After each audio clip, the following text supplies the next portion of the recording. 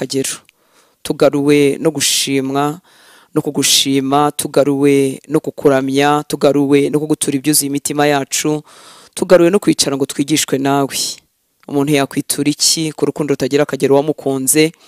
Reka imyaka dusigaje ibiyo kukuramya, ibiyo gusohoza ubushake bwawe, ibyo kurya byacu natwe bihinduke gukora icyo we wadutumye ushaka, ndetse no kurangiza umurimo wawe. Icyampa uyu mugoroba tukongera tukigishwa, reka amagambo yawe ye kuba indirimbo ziraho ziririmbwa zikongera zigasubirwamo, ahubwo amanukana imbaraga nk'uko wasezeranye. Ubutumwa bwiza ntago bunkoza isoni, kubwamamaza ntibikojeje isoni, kuko ari imbaraga ihesha uwizera wese gukizwa.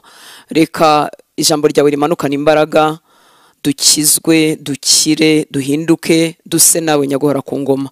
Wari urushye aruhuke, wari urwaye akire, wari ubaswe n'icyaha izo ngoyi zicike, wari uruhumirije ku maso akaba atabona, reka ahabwe kubona maze akwizere, nawe natwe turaganywe ubugingo buhoraho. Rero turagushimira ubuntu kutatwimya amagambo yawe, turagushimira kutadukingiranye inyuma yawe, ahubwo waratubwiye ngo nitwegere intebe yawe y'ubuntu tudatinya, duhabwe ubuntu bwo kudutabara mu gihe gikwiriye. Ndagushimira ubwo buntu bubare nuvere buri gitondo ku buzima bw'abakwegera. Ndagushimira izo mbabazi, ndagushimira icano waduhaye yo gusenga, umuntu agapfukama akegerana nawe ari wenyine, maze agahemburwa, maze akongerwamo imbaraga mu bugingo. Ndagushimira ko waduhaye umutsima w'ubugingo muri urugendo, ukaduha ijambo ryawe. Abariryaho bose barabyibushye, abariryaho bose barakomezwa, abariryaho bose bakomerera muri uru rugendo. Urakoze Mwami, urakoze ko ritubereye itabaza mu isi icuza umwijima. Twe turakubona, twe turakumva, uri kubicura muraza, uri muradutegura ngo nitwitegure. Turakumva Mwami, turagushimira rero kutabitwimye ngo tubeho dukabakaba, ahubwo waduhaye umucyo w'ubugingo muri wowe Yesu. Ijambo ryawe ryaratubwiye ngo abagukurikira ntibazagenda mu mwijima na hato. Ndagushimira rero ko abagukurikira tutakiri mu mwijima. Ndagushimira kandi imbabazi zawe zatugezeho zikagutera kwirengagiza imyaka yacu yo kujijwa, kurorongotana, kuyobagurika, ahubwo ukaturindira mu mbabazi zawe. Urindiriye ko abantu bose bamenye ukuri bakihana. Ndagushimira izo mbabazi Mwami. Ndakwinginze kugira ngo uyu mugoroba nyaguhora ku ngoma abakijijwe uduhe gukomera no gukangurira abandi by'uru rugendo. Abatarakizwa nyaguhora ku ngoma uyu mugoroba bihane, bakwizere, nabo baraganwe natwe ubugingo buhoraho. Maze twese hamwe Mwami tubereho gutegura umugeni wawe, kugira ngo Mwami igihe uzaza ntuhamagara amazina yacu tuzitabane na benshi. Uwiteka Mana Nyiringabo, tukize gupfapfana muri iki gihe cya nyuma kirimo kigana ku isarura. Unkize gupfapfana, unkize ibitotsi by'umwuka, unkize kurangazwa n'ibitagira umumaro, unkizanye n'abanyumva, unkizanye n'aba bahungu n'abakobwa, abagore n'abagabo. Uwiteka Mana Nyiringabo, udukize gupfapfana, udukize kurangara kw'ibihe bizanyuma, uduhe kuba maso kugira ngo buri muntu ahagarare mu mugabane we, asiganirwe aho asingiraho ateganizwa kugera. Mwami w'abami, atareba hirya no hino, ahubwo atumbereye ingororano, atumbereye kurangiza urugendo wamugeneye. Uwiteka Mana Nyiringabo, urakoze Mwami w'abami. Ndagushimira abahungu n'abakobwa ufite mu isi, ndagushimira abadukangurira gukiranuka, ndagushimira abarimo gukora ibyo bahamagarira gukora. Twese umubiri wa Kristo tugahemburwa, tugakomezwa. Umugisha abo bahungu n'abakobwa bakomereza amaboko, bo tuzi nabo tutazi, mu mugeni wawe, yaba mu tuvuga ururimi rumwe, yaba mu yandi mahanga tutavuga ururimi rumwe. Ukomeza abera hirya no hino, abarimo bataka basubizwe mu imbaraga, bari bacogoye basubizwe mu imbaraga, abariraga bongera bahanagurwa amarira ku maso, bakomeza urugendo. Uwiteka Mana Nyiringabo, urakoze kuri uwo kwizerwa, uri uwo kwizerwa ibihe bihumbi, uri uwo kwizerwa tubyumva, uri uwo kwizerwa igihe tutazi ibyo ari byo. Utubereye uwo kwizerwa Mwami w'abami. Izina ryawe ndihaye icyubahiro, kongeye kumpa umugisha wo gusangira n'ubwoko bwawe ijambo ryawe. Ndakwinginze Uwiteka Mana Nyiringabo ngo unyigishanye n'abanyumva. Ndakwinginze Mwuka Wera, ibirenze aho amagambo yanjye yagera, uzunyigishe nanjye umpindure, unyeze. Waravuze ngo ijambo ryawe ngo nukuri, utwereshe ukuri kuko ijambo ryawe ari ukuri. Unyizanye n'abanyumva, untunganyane nyabo, utuboneze Uwiteka Mana Nyiringabo. Dukomeze tube uwo mugeni uzatwara adafite ikizinga, adafite umunkanyari. Ururimi rwanjye uruhindure ururimi rw'abigishijwe nyaguhora ku ngoma. Unyuzuze ibyawe Mwami w'abami, kugira ngo mbone uko mbibwira ubwoko bwawe, mbone uko mbibaho Uwiteka Mana Nyiringabo, biboneye ari ibyawe kandi bifite imbaraga zo gukiza. Urakoze Papa, icyubahiro cyose nikikugarukire. Ni mu izina ryawe Yesu dusenze, amen. Haleluya. Yesu ashimwe cyane. Muraho neza? Yesu nashimwe, umwami ahabwe icyubahiro. Ndashimira Imana impaye ubuntu kugira ngo twongere tuganire ku ijambo ry'Imana. Ese uri amahoro aho uri udukurikira, waba udukurikira aka kanya cyangwa se waba uzadukurikira nyuma, umwami Imana akwiyereke, umwami Imana akwihishurire. Amagambo y'Imana ntakubere amagambo uhora wumva. Nari ndimo nibaza navuga ngo mu by'ukuri biramutse ari bibaye ko umuntu atakongera kugira ahantu yumva ubutumwa bwiza buzima, ndahamya ko ibyo wumvise, twebwe abavuga ururimi rumwe abo tubasha kumvikana mu Kinyarwanda, ndahamya ko ibyo wumvise byagutunga, ubyitayeho, ubishyize mu bikorwa. Ibintu maze kumva mu mwami Imana, ndekeye aho kumva ibishyashya, nkumva ibyo hanyuma nkabikurikiza, ndahamya ko byambera umutima uzangeza mu ijuru. Rero umwami Imana aduhe kudakerensa amagambo y'Imana twumva ngo tuvuge ngo baragarutse, barabwirije, bazongera babwirize, bazongera bagaruke, no kuwa mbere bazagaruka, no kuwa gatatu bazagaruka, n'icyumweru gitaha nzumva, yewe nzumve n'uyu. Imana ishimwe ku bwa internet, ushobora kumva uyu, ukumva n'uyu, ukumva n'uyu, ukumva hirya no hino aho ushaka, ariko Imana ikurinde kubipfusha ubusa, Imana ikurinde kubikerensa, Imana ikurinde bigira agaciro bikwiriye kugira muri wowe. Imana itugirire neza. Ndashimira Imana rero kubw'abakozi b'Imana babanye natwe mu minsi yo gusenga, couple ya Serge na Vicky, Imana ibaha umugisha, kandi nawe warakoze kwifatanya natwe mu minsi yo gusenga aho wari urahari hose. Murabizi duterana muri uburyo bwa online, ariko icyampa nabwo mu gihe bugihari ntubupfushe ubusa. Imana ikugirire neza. Tujye kuganira rero amagambo y'Imana numva ari ku mutima wanjye, nahaye umutwe uvuga ngo kuba mu barinda ibyo kwizera, kuba mu barinda ibyo kwizera. Uyu mwanditsi w'indirimbo tumaze kuririmba yavugaga ngo kumenya kubwiriza, kuririmba neza, kumenywa na pasiteri, kumenywa n'abandi bakristo ngo ntacyo byatumarira. Ni koko ntacyo bimara iyo bitateretse ku cy'ingenzi. Si uko bitakimaze ubwabyo, birakimaze, ariko iyo bitegetse ku cy'ingenzi, kumenywa na Kristo. Hanyuma akaba yaranyanditse mu gitabo cye cy'ubugingo. Muri ibyo yaravuze ngo Mwami Yesu bimpishurire. Hari igihe umuntu yifuza kubihishurirwa mu nzozi, mu mayerekwa, ariko mu by'ukuri ijambo ry'Imana ryarabitubwiye abakizwa ni bande, abafite ubugingo ni bande, n'abatabufite ni bande. Ijambo ry'Imana ryarabiduhishuriye. Nabonye mu mayerekwa abantu bagira cyangwa mu mahishurirwa no mu buhanuzi tujya twakira hirya no hino aho utambuka, umuntu arakubwira turi umwana w'ubugingo. Ngewe ibyo ntago mbasha kubyumva neza, ariko mu by'ukuri uwizeye Kristo, uwihannye akizera Kristo wese ni umwana w'ubugingo. Yego. Ndetse n'uhagaze uyu munsi akiri mu nzira igana mu kurimbuka, uyu munsi yizeye Kristo, atwikura ubwenge akizera Kristo, n'ukuri nawe yahinduka umwana w'ubugingo. Rero kubiriya ndirimbo ivuga kuriya ntago ari byo ugiye gusengera ngo Mana mpishurira ko amazina yanjye yanditse mu gitabo cy'ubugingo. Hariho n'ubuhanuzi bujya buba bumeze nk'ubushekeje, na kuvuga ngiye ko atari ubw'ukuri, bavuga ngo narakubonye wanditse mu gitabo cy'ubugingo ngo uri kuri nimero ya kangahe. Ibyo bintu nta hantu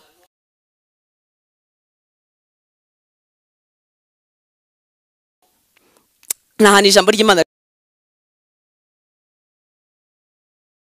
bitubwira ngo uri kuri nimero ya kangahe. Yakora uwihannye akizera Kristo, uwo nguwo afite ubugingo buhoraho. Kuba barinda rero ibyo kwizera, indirimbo nawe uyitekerezeho kandi koko ubimenye. Ikindi kintu cyiza gitangaje, Imana ni nziza. Uzi yuko iyo umuntu yakishijwe aramenya ko yakishijwe. Ashobora kutamenya amagambo y'Imana menshi, kuko ndahamya ko aya magambo Pawulo avuga atubwira gukizwa kubw'ubuntu mu rwandiko rw'Abefeso igice cya 2 umurongo wa 8 n'uwa 9, natinze kuyamenya, nayamenye nyuma maze igihe narakijwe, kandi nari narakijijwe. Ni ukuvuga ngo ushobora gukizwa utazi ko mu by'ukuri umuntu akizwa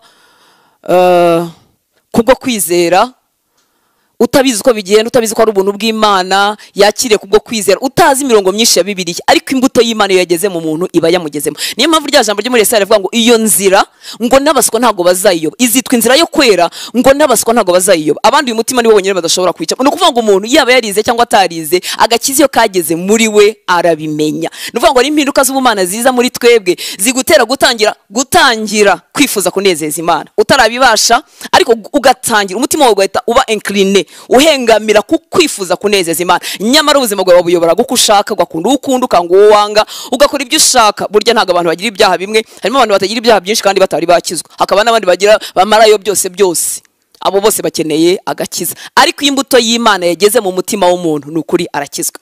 Paulo yaratubwiye ahangaha, reka masimbukiro nubwo atariho hari kubanza, mu Efeso 2:8-9 ngo mwakijwe n'ubuntu kubwo kwizera, ntibyavuye kuri mwe ahubwo ni impano y'Imana, ntibyavuye no ku mirimo, kugira ngo hatagira umuntu wirarira. Umuntu ntashobora kwirarira ikintu yaherewe ubuntu. Imana itugirire neza. Ngo mwakijwe n'ubuntu kubwo kwizera, ntibyavuye kuri mwe ahubwo ni impano y'Imana, ntibyavuye no ku mirimo, kugira ngo hatagira umuntu wirarira. Iyo umuntu yabaye ingeso nziza, rimwe na rimwe ntiyumvira ijambo, ajya agira ngo we ntacyo yari atwaye, byibuze byibuza wereka nta byibuza wowe, nta byibuza ngewe, nta byibuza ngeso nziza, twarabo kurimbuka, ariko imbabazi z'Imana zitugeraho. Twakijwe n'ubuntu kubwo kwizera, ntibyavuye kuri twe ahubwo ni impano y'Imana, ntibyavuye no ku mirimo kugira ngo hatagira umuntu wirarira. Nagira ngo mbanze shire iyi base ariko ndaza kwigarukaho, cyangwa shire iyi fondation, kuko ibyo tugiye kuvuga ntago biri butinda ngaha cyane, kubera ko izi nyigisho zo kwizera bitavuye mu mirimo n'ukuri tukakira agakiza kubwo buntu bw'Imana zadugiriye umumaro, cyane cyane abari bategetswe n'amategeko cyangwa babaye mu madini akunda gukomeza iby'inyuma. Yego avuga agakiza kabivanga no gukomeza iby'inyuma, bameze nk'abantu baruhutse bamaze kumva iri jambo ngo mwakijwe n'ubuntu kubwo kwizera. Ntibyavuye kuri mwe ahubwo ni impano y'Imana, ntibyavuye no ku mirimo kugira ngo hatagira umuntu wirarira. Iyo ari umuntu ahora agaharanira gukora imirimo ngo yemerwe n'Imana, yumva agize ikiruhuko iyo yumvise iri jambo. Imana ishimwe cyane. Ariko ibyo ntibivanaho noneho abari muri Kristo Yesu uko noneho bakwiriye kugenda. Ni ukuvuga ngo ntago ari imirimo yo kuntera kwemerwa, ahubwo kuko nemewe hari ubundi buzima bushyashya ninjiyemo. Imana ishimwe cyane. Izi nyigisho nziza abantu b'Imana bagiye bahishirwa kandi tukazumva cyane, zazanye ikiruhuko mu mitima y'abakiriye agakiza koko, ariko zizana ibindi bintu bihengamye mu buzima bw'abibeshye ubugingo. Imana ishimwe cyane. Umuntu ashobora kwibeshya ubugingo, none izi nyigisho zani nzima zikamuhindukira izihengamye kuri we. Turaza kubyumva. Imana itugirire ubuntu. Nazihaye rero umutwe uvuga ngo kuba mu barinda ibyo kwizera. Mu rwandiko rwa kabiri Paulo yandikiye Timoteyo igice cya 4 umurongo wa 7, mu rwandiko rwa kabiri igice cya 4 umurongo wa 7 haravuga ngo narwanye intambara nziza, narangije urugendo, narinze ibyo kwizera. Narwanye intambara nziza, narangije urugendo, narinze ibyo kwizera. Mu cyongereza hakavuga ngo I have kept the faith, narinze ibyo kwizera. Ariko uzo umuntu ukiriho uvuga ngo yarangije urugendo, ibi bintu biraryoshye, ndabikwifuriza nanjye ndabyifuriza. Akarangiza urugendo kandi akiriho agihumeka, kandi ari umuntu kimwe natwe. Utavuga ngo ni Yesu wavuze ngo ibyo nagomba gukora ndabirangije ku musaraba, ngo yavuga ngo byose birarangiye. Ni koko yari Yesu, yari umuntu 100% akaba n'Imana 100%. Akuyi ni Paulo, umuntu wambaye umubiri kimwe natwe, ufite ibimurushya, ufite ibimugoye, ufite intambara zitandukanye, ariko afite n'ubuntu bw'Imana nkuko nawe ubufite. Aravuga ngo narwanye intambara nziza, narangije urugendo, narinze ibyo kwizera. Ndakwifuriza kuba mu bantu barinda ibyo kwizera. Muri Bibiliya ijambo ry'Imana avuga ngo narwanye intambara nziza, nageze aho dusiganirwa kugera. Muri make yarangije ibyo yagombaga gukora. Ese urimo uragendera ku muvuduko ungana gute? Ngo narwanye intambara nziza, nageze aho dusiganirwa kugera, kandi Kristo twemera namukomeyeho. Ndabikunda cyane muri Bibiliya ijambo ry'Imana, Kristo twemera namukomeyeho. Iyi si inshuti y'Imana imwe natuma tudakomera kuri Kristo twemeye, kandi niwe muntu w'agaciro ufite mu buzima bwawe, niyo valeri, niko gaciro, nicyo ufite, nibwo butunzi butagira akagero bwonyine ufite. Ariko isi miradutera kubifata manenebwe, sinzi icyo kinyarwanda, kubifata tutabyitayeho, kubibamo mu buryo buri superficiel, kubibamo tutabyita, kubibamo dufite nk'ibindi bintu twitayeho, ariko ibi byo tukabibamo akanya gatoya, cyangwa se ntitubiha agaciro bifite. Imana itugirire ubuntu. Ngo narwanye intambara nziza, nageze aho dusiganirwa kugera, kandi Kristo twemera namukomeyeho. Imana ishimwe cyane. Ndakwifuriza kuba mu bantu bakomera kuri Kristo wemeye, kuba mu bantu barinda ibyo kwizera. Abakijwe bose siko babirinze, kuko nibyo bizera ntibabyitayeho, ntibabitindamo, bajya muri Bibiliya bagiye gushaka akajambo karibo bahumurize. Nyamara burya tugiye kujya muri Bibiliya dushaka kumenya Yesu, kuko niwe ivuga, niwe itwereka kuva mu itangiro kugeza mu byahishuwe. Hanyuma uyu munsi nkamenyaho gatoya, ejo nkongerwa kandi, ejo nkongerwa kandi, ejo nkongerwa kandi, kugeza igihe nzavira muri uyu mubiri. Ntabwo arangira, ni mugari, ni munini, yuzuye imbabazi no kugira neza. Aratwihishura abafite inyota bose, arabihishura, kandi abafite inyota bose Data azabaha ikibigisha, azakibaha bari bonyine barimo biga, azabahuza n'abantu bashobora kubafungura amaso bakagira ibyo bumva. Abafite inyota bose Data azabigisha. Imana ishimwe cyane, kubera ko Yesu yaravuze ngo yemwe abafite inyota mwese nimuze. Nuvuga ngo udafite inyota nyine ntacyo ahabwa. None se uzi gutsindagira umuntu amazi adashaka kunywa? Imana itugirire ubuntu. Ikindi ukuntu Imana ikora, Imana ijya aho ikenewe. Niyo mpamvu agakiza gahabwa abantu bari desperate, abantu bamaze kumenya ko ntacyo bakora ngo bikize. Niyo mpamvu wowe kaguca imbere kumva amagambo y'Imana bigatambuka, kuko uracyafite options, uracyafite amahitamo menshi. Igihe Yesu azaba ari we nzira yonyine n'amahitamo yonyine usigaranye, n'ukuri uzakizwa, nugirirwa ubwo buntu. Imana itugirire neza. Narwanye intambara nziza, nageze aho dusiganirwa kugera, kandi Kristo twemera namukomeyeho. Hanyuma muri Yuda murabizi ni igice kimwe, ababizi ubwo nyine hariho n'abatabizi batazi naho hari. Yuda igice cya mbere bariko twavuga umurongo wa 3. Yuda umurongo wa 3. ngo bakundwa, ubwo nagiraga umwete wo kubandikira iby'agakiza dusangiye, niyumvisemo ko mpaswe no kubahugura kugira ngo mushishikarire kurwanira ibyo kwizera abera bahawe rimwe bakazageza iteka ryose. Umva uko uyu mukozi w'Imana Yuda atwandikira: bakundwa, ubwo nagiraga umwete wo kubandikira iby'agakiza ntago birangira. Niyo mpamvu Yesu yatubwiye tugenda gukora uriya murimo hirya no hino tubwira abantu iby'ubutumwa bwiza, yarabwiye ngo mubigisha kwitondera ibyo nasize mbabwiye. Kwitondera ibyo Yesu yasize atubwiye ni byinshi, ni bigari, ntago birangira. Ikindi noneho bamwe muri twebwe dukijijwe dukuze, twuzuye ibinyoma by'isi bitagira akagero, twuzuye ibitekerezo by'isi, kugira ngo ibyo bitekerezo binshire musigirane gutekereza kwa Kristo. N'urugendo nshuti y'Imana, Imana itugire neza. Umwanzi rero arakurwanya akifuza kutaba mu byanditswe kugira ngo ugumane gutekereza kwa kera. Warakijijwe ariko uracyafite gutekereza kwa kera. Imana itugire ubuntu. Ngo bakundwa, ubwo nagiraga umwete wo kubandikira iby'agakiza dusangiye, mfite umwete nifuza kubandikira iby'agakiza dusangiye, niyumvisemo ko mpaswe no kubahugura kugira ngo mushishikare kurwanira ibyo kwizera abera bahawe rimwe bakazageza iteka ryose. Iyo bavuze kurwanira ntibavuze impaka zitari ngombwa, ko Paulo yanabibuje Timoteyo, nukajya ujya mu magambo y'amanjwe, impaka zitari ngombwa. Oya, si ibyo. Ariko kurwanira ibyo abera bahawe rimwe ni uguhagarara mu kuri ukagukomeraho, nta kindi ni ukurwanira ukuri wowe kubwawe ukakubamo kandi ukakumenyesha n'abandi. Imana ishimwe cyane. Kandi ushobora kuba mu kuri utakuzi kugira ngo ukumenye no kugutindamo, kukaba imbere y'amaso yawe, ukagutinzaho amaso ku manywa na nijoro, ukuri kw'ijambo ry'Imana kukakuzura. Imana ishimwe cyane. Ngo rero ngo nukomaze kugira umwete wo kubandikira iby'agakiza dusangiye, noneho niyumvisemo ikindi kintu, ko mpaswe kubahugura kugira ngo mushishikarire kurwanira ibyo kwizera abera bahawe rimwe bakageza iteka ryose. Kubirwanira, kutabireka ngo bipfe gutambuka gutyo gusa nkaho nta bihari bidafite ababyitaho. Imana ishimwe cyane. Muribuka andi magambo Paulo yabwiye Timoteyo 2:2, rwandiko rwa 2 rwa Timoteyo, yandikiye Timoteyo igice cya 2, amubwira ngo amagambo wanyumvanye imbere y'abahamya benshi, nawe uzayabwira abandi bantu bo kwizerwa, nabo bazashobora kubyigisha abandi.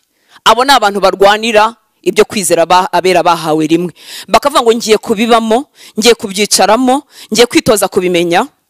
Ibyo bivuga nibyo bizaba ubuzima bwanjye, nzabihanga amaso, nzabyemerera bimpindure uko ntekereza, bihindura uko mvuga, bihindura uko nkora, bihindura uko mbaho. Ndabyemera bigenga ubuzima bwanjye, bizana impinduka. Hanyuma bimara kuzana impinduka, nanjye mbibwira abandi. Imana ishimwe cyane. Ijambo rizadufasha ni iryaguhinduye, nawe ukaritubwira natwe rikaduhindura. Kubera iki? Ntushobora kuba umuhamya w'imbaraga w'ibintu bitagize icyo bigukoramo. Imana itugirire neza. Ibyo twizera rero tubimenyera hehe? Turimo turavuga ngo kuba mu barinda ibyo kwizera. Ese uzarinda ibyo utahawe? Ese uzarinda ibyo udafite? Ibyo twizera tubimenyera nta handi, ni mu gutindana na Yesu. Uko Yesu yabwiye bari abakobwa babiri, Mariya na Marita. Marita ari mu mirimo, ariko Yesu akavuga kuri Mariya, akavuga ngo Mariya yakurushije guhitamo umugabane mwiza atazakwa, umugabane wo kwicara ku birenge bya Yesu. Shuti y'Imana, ni wicara ku birenge bya Yesu, ibyo kwizera abera bahawe rimwe bizakuzura, bizajya bigenda bigwira muri wowe umunsi ku munsi. Bizagwira muri twebwe bingana n'ikigero twicaye ku birenge bya Yesu, bingana n'ikigero twemeye kuba bigishwa b'ijambo ry'Imana, twemeye kuba bigishwa ba Yesu, twemeye kuba bigishwa ba Bibiliya, twemeye kuba bigishwa ba Mwuka Wera. Imana ishimwe cyane. Ibyo twizera tubimenyera mu gutindana na Yesu. Hanyuma twabimenyera mu gutindana na Yesu, Umwuka Wera yo kabyara none hagakora umurimo muri twebwe wo guhamya ibyo wenyine ahamya. N'imbaraga z'umwihariko zifitwe n'Umwuka Wera. Nukuvuga ngo icyatuma amagambo yanjye agira umumaro mu mutima wawe igihe nyavuga nuko yabashorewe n'Umwuka Wera. Umwuka Wera akaza gushyira guhamya kwe mu mutima wawe, ariko Umwuka Wera atabikoreyemo amagambo yahinduka nk'imigani, agatambuka. Iyo rero twicaye ku birenge bya Yesu, umwigishwa wese agira umutima uciye bugufi witeguye kwiga. Hari igihe tuba turi mu mashuri ugasanga wicaranye n'umuntu udashaka kwiga, kandi yaje kwiga ariko ntashaka kwiga. Araburana na mwarimu, araburana n'ibivugwa byose, araburana. Kuba umwigishwa ni uguca bugufi ukavuga ati ndicaye, ibyo nzi hari aho bigarukira, cyangwa nta n'ibyo nzi, ndashaka ibishyashya. Imana ishimwe cyane. Hanyuma twamara kugira uwo mutima wemera kwicara ku birenge bya Yesu, umwuka wera yo kabyara azakora umurimo w'igitangaza mu mitima yacu. Nta gitangaza kibaho nk'agakiza kakoretse mu mutima w'umuntu. Abamaze iminsi abagize umugisha wo kuba muri urugendo, ujya kubona ukabona impinduka nziza z'ubumana zakozwe mu mutima w'umuntu, ukavuga uti ariko Mana uri wo kwizerwa. Ibi ninde wundi wari kubikora mu buzima bwa mw'abantu mwe? Turi ibiremwa bigoye. Ninde wari kubasha kungondagonda nkagondeka? Tekereza ko n'uyu munsi imyaka maze mu gakiza irenga 20, Yesu aracyafite ahantu akeneye kugondagonda. Ariko ninde wari kubasha kungonda ko duhagaze kurusha ibyuma by'amaferabeto? Ariko umwuka wera yo kabyara yinjira mu mutima akawugondagonda, akaworoshya, akawushyiramo gukunda abanzi bawe, akawushyiramo kwanga icyaha, akawushyiramo kwifuza gusa n'Imana. Ibyo ninde wundi wabikora uretse umwuka wera? Ariko arabikorera abande? Abantu bemera kwicara ku birenge bya Yesu. Ndakwifuriza kuba mu barwanira ibyo kwizera twahawe. Ntushobora kurwanira ikintu utitayeho. Abantu barimo barwanira ibihugu, barimo barwanira intambara zitandukanye, no kuvanga ibyo bintu biri ku mitima yabo, bemeye kubimenera amaraso. Hanyuma we nshuti y'Imana, ibintu byaguhesheje ubugingo buhoraho, ibintu byatumye utsindishirizwa ukabarwaho gukiranuka kwa Kristo, ibintu biguhesha kuzabana n'Imana mu ijuru, ibintu byaguhesheje kubabarirwa ukabijyamo gake gake. Imana ikubabarire kandi Imana ikuzuze ubuntu bwayo. Imana itugarukeho kubw'imbabazi zayo. Imana inyuzuze inyota yo kwicara ku birenge bya Yesu kurushaho mu myaka nsigaje. Imana ikuzuze inyota yo kwicara ku birenge bya Yesu. Erega niyo nkomoko y'imbaraga. Nshuti z'Imana, Imana yarakoze kuduha ibihe byo gusenga. Simvuga gusenga mu magurupe cyangwa mu matsinda, ndavuga kutwemerera twebwe abantu buntu kwicara ku birenge by'Imana. Sinzi niba ujya uruha ukumva urarushye pe, hari igihe nduha mu mubiri no mu marangamutima, nkumva ndarushye pe, kwa kunumva urushye kumva ibintu byose wahita ubyihorera. Umuntu yagira agahe gato ko gusenga ukavuga ati ariko ubu hari narinduhijwe n'iki, byose bigahita bihinduka ubusa, ukibaza ugashaka ikintu cyari kikuruhije n'icyari kikuvunya, ugasanga ntigifite imbaraga. Yagize neza kuduha umwanya wo kwicara ku birenge bye, yagize neza kudukingurira irembo ryo gusenga, yagize neza ahabera abahembukira, ahabera abahererwa imbaraga, ahabera bazukira. Na cyagiye umwanza bagusha ngo ntanise ngo numva ngo nta n'amagambo yo gusenga mfite. Reka nkubwire ko igihe udafite amagambo yo gusenga aricyo gihe cyo gusenga. Kubera iki? Imbere ni habi.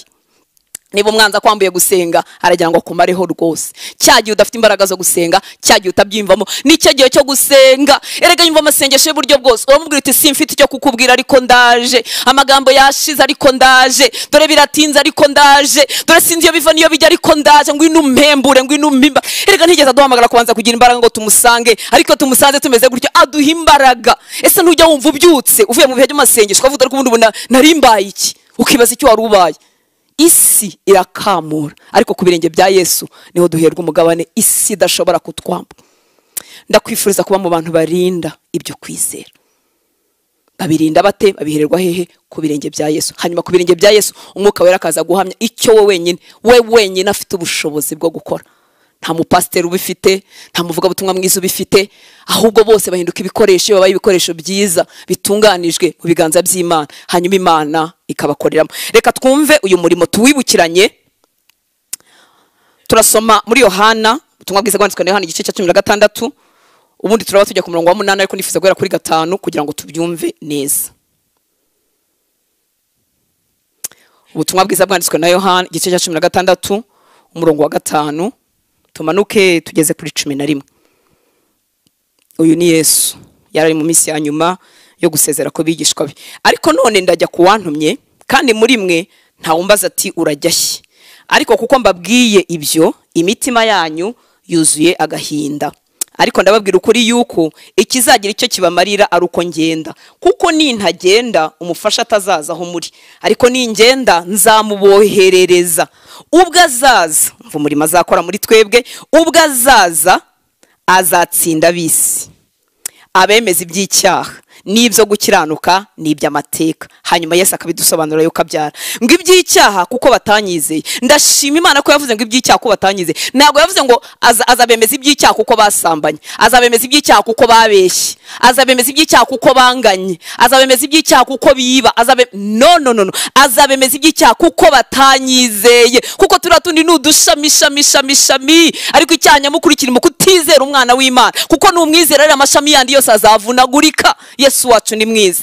Abemeza iby'icyaha kuko batanyizeye. Mwibuka ko kwizera Yesu bimeze nko kureba kuri cya giti Yesu yamanitse mu butayu, cya giti cyari kiriho inzoka y'umuringa, ngo Yesu yaje mube ariko abe ntibamwemera, banga kumurebaho, baravuga ngo biri too cheap, biroroheje cyane, ntago twabikora, biroroheje cyane. Ariko bamurebyeho bose, uko niko dukira. Twamurebyeho ubumara budushiramo nkuko bwashizemo muri abantu bari bariwe n'inzoka yashushanyaga icyaha n'ubundi.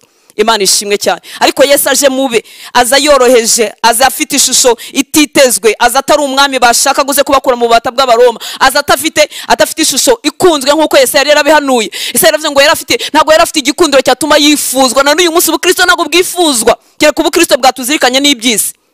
Ubukristo bwatuzirikanywe n'iby'isi buhinduka ubwifuzwa kubera iki? Ntacyo bukubwira kwiyima, ntacyo bukubwira kwibuza, ntacyo bukubwira kureka. Buragushuka ngo ugende ari ntaho urimo kujya, uri mu nzira y'igihoge. Ariko ubukristo bw'ukuri busaba kubamba kamere, buraryana kuko kamere iyo nyibujije kuvuga irambabaza. Wantutse nagomba kukwishyura, hanyuma kutakwishyura birambabaza, kubera ko kubamba kamere biravuna. Nagomba kukwanga kuko wanyanze, ariko kwanga kukwanga ndimo nitoza kumvira Imana biramvuna. Nshuti y'Imana, ubukristo ntago ntiburyoheye kubureba, ariko burimo ikiruhuko ntagereranywa, burimo amahoro n'imbaraga ntagereranywa, ntago bigereranywa. Kubera iki? Si twe tubyikoresha, ni umwuka w'Imana muri twebwe ubikorera mu bamwemeye bose.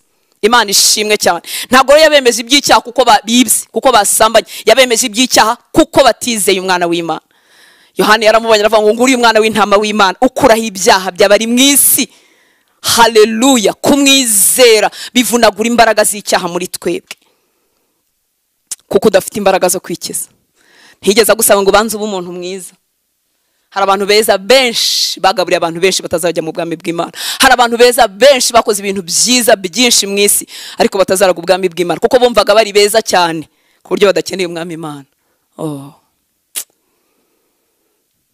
Bumvaga ari beza cyane, bumvaga imirimo yabo ihagije, bumvaga ibikorwa byabo bihagije. Ariko icyaha cya mbere no kutizera umwana w'Imana. Imana itugirira ubuntu. Ngo nibyo gukiranuka, umva icyo Mwuka Wera akora muri twebwe. Azaza atsinda ab'isi. Niba udutsinda nta muntu uhari, kumva uratsinzwe. Umunsi nakijijwe natsinzwe ni jyenyine. Umugabo wanjye nta wari uhari, nta muyobozi w'idini nari mfite, kuko nta n'idini nari ndimo, nari mfite iry'izina, idini ry'izina. Ariko mu cyumba cyanjye ijambo ry'Imana ryavuzwe, ntibuka iryari ryo, indirimbo yaririmbwe, ndi mu cyumba cyanjye ari ninjoro, menya ko ndi mubi. Umwuka Wera ukabyara, Umwuka Wera ukabyara, atsinda umutima wanjye, atsinda umutima wanjye. Menya ko ndi mubi, menya ko ubuzima bwanjye bwose nabayeho ninyobora, sinzi byanditswe, sinari nzi guseksa neza ikintu na kimwe, ariko menya ko nanze Imana. Uzi ko umuntu abimenya ko yanze Imana? Uzi ko umuntu abimenya ko yahisemo kwiyobora? Kandi mu bigendanye n'iby'inyuma byari bimeze neza, nari ntuje, ndi mu rugo, nari umugore uri mu rugo utajagaraye cyane, uraho nyine w'umunyabyaha, ariko umunyabyaha wundi wiyubashye utamenya ko ari umunyabyaha, kereka Mwuka Wera yamugezemo akamutsinda. Azatsinda ab'isi, abemeza iby'icyaha. Nta muntu wakwemeza icyaha, nta muntu ufite imbaraga ntawe, ariko Umwuka Wera ukabyara. Iyo twicaye ku birenge bya Yesu, araza agakora umurimo muri twebwe. Abemeza iby'icyaha kuko batanyizeye, ababwire n'ibyo gukiranuka kuko njya kwa Data, kandi namwe muzaba mutakimbona. N'iby'amateka kuko umutware w'ab'isi aciriweho iteka. Uyu murongo wa 11 cyangwa iki gikorwa cya 11 mu Kinyarwanda baravuze ngo n'iby'amateka, ariko mu by'ukuri ni ibya judgment, gucibwaho urubanza. Aho Satani aciriweho urubanza n'abamukurikiye bose. Mu by'Umwuka Wera akora tudakunda kuvugaho kenshi, harimo n'ibi byo kwemeza abantu ko hazabaho urubanza, kubera ko twifuza ko abantu tubabwira neza, tukababebeza, tukabaririmbira, ariko kenshi ntitubwira abantu ko abataremeye umwami Yesu bazacirwaho urubanza. Imana itugirira ubuntu. Ubwo azaza atsinda ab'isi, abemeza iby'icyaha n'ibyo gukiranuka n'iby'urubanza. Hazabaho urubanza nyuma y'ubu buzima. Imana itugirire ubuntu. Ibi bintu rero dukwiriye kubimenya, tukamenya aho tujya, kandi tukabimenya nta gicu cyo gushidikanya kiri mu mutima wawe. Ese uri murajya hehe? Ese ufite ubugingo buhoraho muri wowe? Ese warihanye?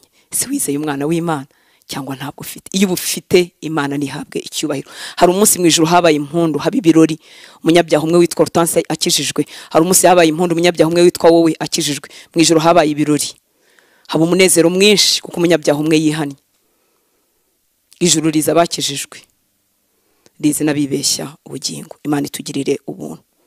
Impamvu dukwiriye kuvuga kuri uku guhamya kwa Mwuka Wera kundi ku rubanza nuko ibi bintu iyo umuntu avuye muri uyu mubiri nta mahirwe ya kabiri abaho. Ntayo. Nta mahirwe ya kabiri abaho. Tugihumeka twamenya ibindi byinshi. Nakwiga gukiranuka, nakwiga kwitondera iby'Imana yahamije, nakwihana gihumeka. Ariko kubigendanye n'urubanza ni rimwe rizima. Umuntu avuye muri uyu mubiri hakurikiraho urubanza, nta yandi mahirwe. Nta kugaruka mu isi, nta masengesho tuzagusengera, nta misa tuzagusabira, ntago tuzazana korali zizi kuririmba, ntago avuga ubutumwa bw'igitangaza bazigisha. Cyakora nibigisha hazafashwa abahari baje kuguherekeza, abahari baje kumperekeza. Ariko nyuma yo gupfa njyewe nawe nta yandi mahirwe. Ibintu ntago tubivugaho kenshi, ariko nshuti z'Imana, abarwanira ibyo kwizera, ibintu dukwiriye kuba tubizi twebwe ubwacu, tuzi aho tujya kandi tutashidikanya, kandi dukwiriye no kubibwira abacu, tukababwiza ukuri. Si ubutumwa bw'iterabwoba, ni ubutumwa bw'ukuri. Imana itugirira ubuntu. Kuki tubwita ubutumwa bw'iterabwoba? Ni ikinyoma cya Satani. Kuko se tubikura he? Tubikura mu byanditswe. Yesu yarabivuze, Petero yarabivuze, Paulo yarabivuze, mu byahishuwe byuzuwemo. Ni ukuri rwose. Nyuma y'ubu buzima hazakurikiraho urubanza. Icyo wahisemo gihumeka nicyo kizayobora aho ujya, nicyo kizayobora aho njya. Rero mu by'Umwuka Wera ahamya harimo guhamya gutsinda abisi ku bijyanye n'icyaha, kubamenyesha ibyo gukiranuka, ariko no kuvuga iby'urubanza. Bibiliya y'Ikinyarwanda, Bibiliya yaravuze ngo ni iby'amateka, ariko ni iby'urubanza, kuko umutware w'isi aciriweho iteka, ari we Satani. Ariko aciriweho iteka nande? Nabanze kumvira Imana bose, nabanze kwihana no kwizera Yesu bose. Imana itugirire ubuntu. Mu rwandiko rw'Abaheburayo igice cya 9:27 haravuga ngo kandi nkuko abantu bagenewe gupfa rimwe, hanyuma yaho hakaza urubanza. Abaheburayo 9:27. Abantu bagenewe gupfa rimwe, ntabwo ari kabiri. Abantu bagenewe gupfa rimwe, hanyuma nyuma yaho hakaza urubanza. Ese Mwuka Wera arahamya iki mu mutima wawe? Ese niba warahamije urubanza rw'iteka wararucitse? Mana ishimwe, kuko mu Baroma 8:1 haratubwira ngo nuko noneho rero abari muri Kristo Yesu nta teka tuzacirwa. Imana ishimwe, abari muri Kristo Yesu nta teka tuzacirwa. Abari muri Kristo Yesu nibo bonyine basimbutse uru rubanza. Hanyuma se uriyo? Uri muri Kristo Yesu? Ese niba uri muri Kristo Yesu, abantu mubana, abo ukunda, abo twabyaye, abo twashakanye, abo tuvindimwe, abo dukorana, abo twicana muri office, abo twigana mu ishuri, inshuti z'Imana, bataragira umugisha kuba muri Kristo Yesu, ese urabizi ko umunsi bapfuye bazabarimbutse? Umubabaro w'urupfu rw'abacu udutera kuvuga amagambo atariyo, anyuranye na Bibiliya burundu. Murabizi turavuga ngo nibaruhukire mu mahoro. Ubizi neza ko atigeze yizera umwami, ubizi neza ko atigeze yihana, tukavuga ngo yaruhutse. Ariko mu by'ukuri abatangiye umubabaro, abatangiye umubabaro, umubabaro atakivuyemo, umubabaro udafite andi mahirwe ya kabiri. Uwo mwapfumbatanye, uwo mwararanye, uwo mwagendanye, uwo wabyaye, uwo muvindimwe, uwo wari ufite uburyo bwo kumubwira, uwo nari ufite uburyo bwo kumubwira, uwo nari ufite guhatiriza. Ese ko duhatiriza abantu kugeza igihe tujyana baduherekeje mu byo twashaka ko baduherekezamo? Uziko tujya dutitiriza, ugatitiriza umuntu akaguherekeza mu bukwe, ugatitiriza umuntu akaguherekeza mu kirori runaka, ugatitiriza umuntu akaguherekeza muri concert, ugatitiriza umuntu akaguherekeza mu rusengero cyangwa hehe. Uziko tujya tubishyiramo umwete abantu bakatujyana mu bintu tutashaka, ariko ko ari inshuti zacu tudashaka kutubabaza, kandi kubera umwete babishyizemo tukajyana nabo. Shuti y'Imana, Mwuka Wera arahamya mu mitima yacu, aradutsinda kubijyanye n'icyaha kuko tutizeye Yesu, aratwigisha ibyo gukiranuka, ariko aratubwira ko na nyuma y'ubuzima hari urubanza. Abapfuye batizeye bose bazatsindwa kuko ntibari hano, ntibari muri Yesu Kristo. Imana itugirira ubuntu. Ngo nuko rero noneho abari muri Kristo Yesu ntateka bazacirwa. Kuki Mwuka w'Imana ampaye amagambo? Nukugira ngo wowe nanjye tuba tuzi neza, nta gacupa gushidikanya, tuzi aho turimo tujya. Ariko kandi nukugira ngo dukanguke, twebwe abakishijwe, tumenye neza ko abacu batari bakizwa, nibaramuka bapfuye bazaba barimbutse burundu. Icyama umutima wawe ugakanguka kandi ukagira umutwaro, icyama umutima wanjye ugahuzwa n'umutima wa Yesu, agahinda kari mu mutima wa Yesu kazanwa nabe yapfiriye batari bamumenya, kakuzura umutima wanjye n'uwawe. Mana ikatuvana mu bitotsi, Mana itugirira imbabazi n'ubu. Akagahinda ugahawe warekeraho kuririra imodoka n'inzu, akagahinda kabarimbuka ugahawe warekeraho kuririra amakanzu mashyashya, akagahinda kabarimbuka ugahawe warekeraho no kurira kutari wabyara. Birababaza kutinda kubyara, birababaza kutinda gushaka, birababaza kujugunywa hirya no hino utagira huba, birababaza ubushomeri n'ubukene buragatsindwa n'Uwiteka, birababaza kuraza abana inzara, birababaza gusaba amafaranga iyo uri umuntu nyamuntu. ibyo bintu byose birababaza gupfusha abacu, birababaza, iyi si igira imibabaro. Ariko nshuti y'Imana, Yesu adutije umutima we, agahinda kabarimbuka kakatwuzura, nta kindi kintu twashyiraho focus. Twakwibagirwa intege nke zacu, tukibagirwa ibituriza n'ibitubabaje, tukibagirwa ibitagira umumaro, tukibagirwa ibizashyana n'isi, tugatumbira icyatumye Yesu ajya ku musaraba. Yesu yagiye ku musaraba kubw'ubugingo bw'abantu. Ubugingo bw'abantu nicyo kintu kizabaho iteka, ibindi bintu byose bizashira. Amadiplome ni meza, arimo dukorera akazi, ubucuruzi ni bwiza, arimo buraduha amafaranga, ariko byose bizashira. Ariko ubugingo bw'abantu, umugabo wawe azabaho iteka, umugore wawe azabaho iteka, umwana wawe azabaho iteka, mama na papa we bazabaho iteka, abavandimwe bawe bazabaho iteka, kandi nta hantu habiri bazaba, ni mu bwami bw'Imana cyangwa mu irimbukiro. Ibintu ntitwabimenye, ntago twabimenye bera, ntago turi mu barinda ibyo kwizera. Abenshi mu bitwa abakristo ntago turi mu barinda ibyo kwizera, kuko urebye ibituraje inshinga, urebye ibihangayikisha imitima yacu, urebye ibyo dutindamo, urebye ibyo dutangamo amafaranga, urebye aho dushyira imbaraga, wasanga tutari mu barinda ibyo kwizera abera bahawe rimwe. Imana itugirire ubuntu. Umugisha wo kudatsindwa n'uru rubanza ufitwe gusa n'abari muri Kristo Yesu. Nuko rero noneho abari muri Kristo Yesu nta teka bazacirwaho. Ni bande rero noneho bari muri Kristo Yesu? Kugira ngo ejo njye nawe tutazava twibeshya ubugingo. Ibintu usanga tubizi, ariko nifuje ko ari byo twahera. Kubera iki? Nta mahirwe ya kabiri. Uyu mwuka wanjye numvamo, uwo mwuka wawe no kuvamo. Byabejo muri bya mu myaka myinshi, bya mu myaka mikeya, umwuka wawe kuvuyemo. Nta mahirwe. Nta mahirwe ya kabiri. Iyo umwuka tuvuyemo biba birangiye. Imana itugirira ubuntu. Kandi abantu barapfa, kandi natwe tuzapfa. Abantu bapfa barwaye, abantu bapfa batarwaye, abantu bapfa bashaje, abantu bapfa ari batoya. Tuhora dushyingura buri munsi. Iyo tutashyinguye abatwegereye mu miryango, tuba twabonye kuri social media abantu bapfuye. Ntago ari ubutumwa bw'iterabwoba, ahubwo ni ukuri kwavuzwe n'Umwami wacu Yesu Kristo. Imana itugirire ubuntu. Ni bande rero bari muri Kristo Yesu? Nabihannye bakizera. Ya ndirimbo yavuze ngo kumenywa n'abashumba ntacyo byamarira, kuba umuririmbyi mwiza muri korali ntacyo byamarira. Ntacyo byamara igihe bidateretse, kuko warihannye, warizeye umwana w'Imana. Ese warihannye? Ese wizeye Yesu? Ibi bintu impamvu bikwiriye gushimangirwa nibyo bigize ubutumwa bwiza. Niko Yesu yagiye ahantu hose yigisha. Nkoresheje hamwe muri Matayo 4:17 haravuga ngo Yesu ahera ubwo atangira kwigisha avuga ati mwihane kuko ubwami bwo mu ijuru buri hafi. Ngo Yesu ahera ubwo atangira kwigisha, Matayo 4:17 aravuga ngo mwihane kuko ubwami bwo mu ijuru buri hafi. Ibyo Yesu yagiye ahantu hose agenda yigisha, mwihane kuko ubwami bwo mu ijuru buri hafi. Uwamubanjirije integuza ya Yohana Umubatiza nibyo yagendaga avuga, mwihane mutegurire Uwiteka inzira, mwihane kuko ubwami bwo mu ijuru buri hafi, mwihane kuko ubwami bwo mu ijuru buri hafi. Kuko twabyumvise cyane byabaye nk'indirimbo cyangwa se bihinduka nk'ikintu kitagezweho. Imana y'imbabazi itugirira ubuntu. Ishyire mu mutima wawe agaciro bikwiriye, ishyire mu mutima wanjye agaciro bikwiriye, kugira ngo njyewe nishimire ibyo nahawe. Shima Imana ubwo buntu, shima Imana ubwo buntu, hanyuma kandi nkangukire kubikangurira abandi. Igituma nkizwa simite mpfa ngo njye mu ijuru nicyo, nukugira ngo uko nagiriwe ubuntu abantu bakavuga ubutumwa bwiza bukangeraho, nanjye Imana inkoreshe kugira ngo mbibwire abandi. Umwe azabwira umwe, undi azabwira babiri, undi azabwira batatu, ariko twese nicyo twahamagariwe. Imana y'imbabazi tugirira ubuntu.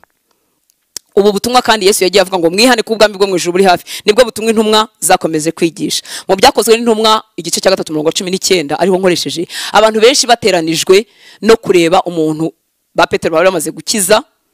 Imana ikoresheje amaboko yabo, umuntu arakira wari umaze igihe aremaye yicaye ku irembo ry'urusengero, amaze gukira abantu benshi barahurura. Ntago bahise bakora ubutumwa bwo komeza kuvuga ibyo bitangaza, ndahamya ko harimo n'izindi ndwara mu bari babahururiye. Ariko umva icyo Petero yavuze ku murongo wa 19 igice cya 3 byakozwe n'intumwa. ngo nuko mwihane. Bahururiye iki? Kureba ibitangaza byabaye, kureba umuntu wakize ubumuga yaramaranye igihe kirekire kandi abantu bose bamuzi. Mu by'ukuri byari ibintu bitangaje abantu bakomeza kurangariraho. Byari guhinduka ministry bahita bakoreraho bagakomerezaho, byari guhinduka ikintu cyo kwamamaza, byari guhinduka ikintu bakomeza kurebaho. Ariko umva Petero herekeje amaso. Kubera iki? Umuntu ashobora gukira amaguru akagira akarambuka ariko akazarimbuka. Umuntu ashobora gutabarwa akabyara ariko akazarimbuka. Umuntu ashobora kugirirwa neza akabona akazi ariko akazarimbuka. Ntabwo Yesu yagiye ku musaraba ngo ubone akazi, yagiye ku musaraba kugira ngo ubone ubugingo buhoraho utazarimbuka. Hanyuma ukiri hano ku isi nukura azakugaburira, kuko aravuga ngo agaburira n'uburabyo, arabwambika bukaberwa, akagaburira n'inyoni zo mu kirere. Yaravuze ngo Salomo mu bwiza bwe bwose n'icyubahiro cye ntiyigeze arimba nk'uburabyo, ntiyigeze amera neza nka ziriya nyoni zibyuka mu gitondo ziramya Imana. Nukuri uzagaburirwa. Ariko Yesu ntabwo yagiye ku musaraba kugira ngo urye, yagiye ku musaraba kugira ngo utarimbuka. Hanyuma kuko niwe waguhaye umubiri, arabizi ko umubiri ugizwe n'ibijumba n'imiceri n'ibishyimbo, nabyo azabiguha. Imana itugirira ubuntu.